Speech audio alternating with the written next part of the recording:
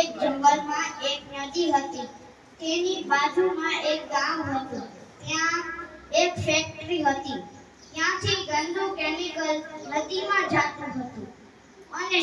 અને જે પાણી પીતા હતા તે હંમેશા બીમાર પડી જતા હતા.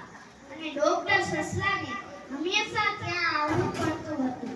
અને એક દિવસ શેરખાન બોલ્યો કે આ નદીનું પાણી આટલું ઝેરીલું કેમ થાય છે? અને પછી તે ફેક્ટરીમાંથી ગંદુ કેમિકલ તેને જોયું.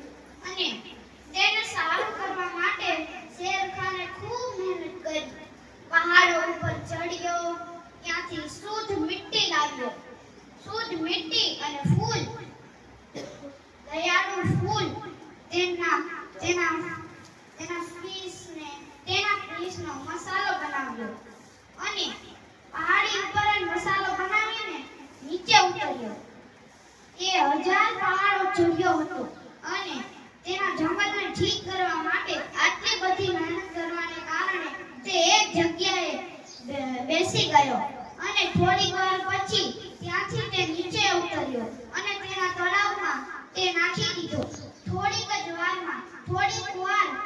તે તળાવ થોડીક વાર ઝેરીલું રહ્યું. પણ પછી ત્યાં એક શિકારી આવી ગયો અને તે ફૂલનો દસ્ત જોઈને તે બહુ ગુસ્સે થઈ ગયો.